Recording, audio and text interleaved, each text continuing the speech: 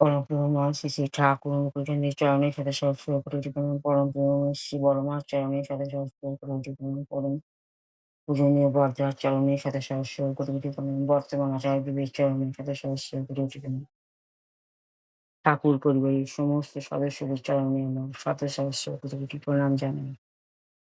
উপস্থিত ভক্তমণ্ডলীগণ যারা আমার যাজন শুনছেন তাদেরকেও জানাই আনন্দিত জয়গুরু। ছোট ছোট বাচ্চাদেরকে জানাই আদর প্রীতি ভালোবাসা যথাস্থানে যথাযোগ্যভাবে জয়গুরু। আজ আমি ঠাকুরের অভয় বাণীতে কিছু পড়ে শোনাচ্ছি, আপনারা ঠিকভাবে মন দিয়ে শুনবেন। ঠাকুর বলেছেন অভয় বাণীতে ৩৬ নম্বর কথায় তিনি বলেছেন, ওরে তোরা সাধন ভজন করে কিছু করতে পারবি না। ৬০,০০০ বছর তপস্যা করেও যারা সিদ্ধি লাভ করতে পারেনি, যাদের শরীরের উপর উই ঢিপি বনে গিয়েছে, তথাপি যারা সত্যের সন্ধান পায়নি, তাদের তুলনায় তোদের শক্তি কতটুকু, সামর্থ্যই বা কতটুকু, আয় আর আয়ু বা কতটুকু। তাই আমি বলছি, আয় তোরা সকল ছেড়ে সকলের আশায় জলাঞ্জলি দিয়ে একমাত্র আমায় শরণাপন্ন হ। আমার পানে তোদের হৃদয় মন উন্মুক্ত করে রাখ। আমায় একটু ভালোবাসতে অভ্যেস কর। আমি তোদের সকল অভাব মেটাবো, সকল আশা পূর্ণ করব। তোরা সব পাবি, কিছুরই অভাব থাকবে না তোদের। পরম প্রেমময় শ্রী ঠাকুর এই অভয়বাণীর মাধ্যমে আমাদেরকে বুঝিয়ে দিয়ে গেছেন যে আমরা যতই সাধন ভজন করি না কেন, তিনি কি বলেছেন? তিনি বলেছেন সাধন ভজন করে কিছু করতে পারবো না। যেমন তপস্যা করতো যারা আগেকার দিনে মুনি ঋষিরা, তারা কি করতো? সিদ্ধিলাভ করে ফেলেছিল, উইঢিপি হয়ে গেছিল তাদের।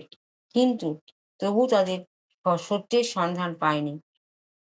তাদের তুলনায় শক্তি কতটুকু আছে আমাদের?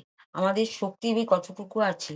আর আয়ু বা কতটুকু? তাই ঠাকুর বলছেন যে সবকিছু ছেড়ে দিয়ে, সবকিছুর আশায় জলাঞ্জলি দিয়ে একমাত্র শ্রী শ্রী ঠাকুরের শরণাপন্ন হবার কথা ঠাকুর তিনি বলে গেছেন।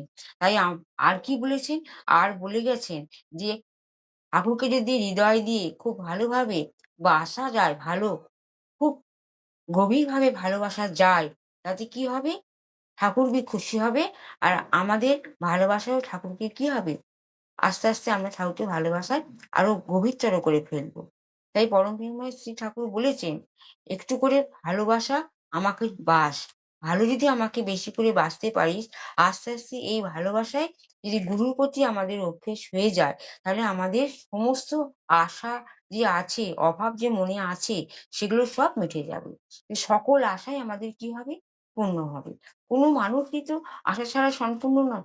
সবাই তো মনে কিছু, কিছু আশা থাকে যে আমি এটা করেই আমি জীবনে তারিখ অর্জন করবো। আমি এটা করেই জীবনে সাফল্য পাবো। আমি এটা করে মনের শান্তি পাবো। অনেক আশা নিয়েই তো মানুষ কিছু না কিছু কাজকর্ম করতে থাকে। সেই আশার কথা যদি আমরা ভাবি, তাহলে আমাদের সবথেকে আগে আমাদেরকে নিজে অর্পণ করতে হবে পরম প্রেমময় শ্রী ঠাকুরের চরণে। যে ঠাকুর, তোমার চরণে আমি আমার সঁপে দিলাম আমার সমস্ত কিছু। আমি যে আশাটা আমি মনে, মনে করছি, তুমি এই আশাটা করার যে সম্পূর্ণভাবে কর্ম করতে হবে, সেই কর্মের মাধ্যম দিয়ে আমাকে সার্থক করে দেবার মতন একটু কৃপা করো, একটু দয়া করো। তাহলেই দেখা যায় পরম পিতা আমাদের সত্যিই পরম প্রেমময়।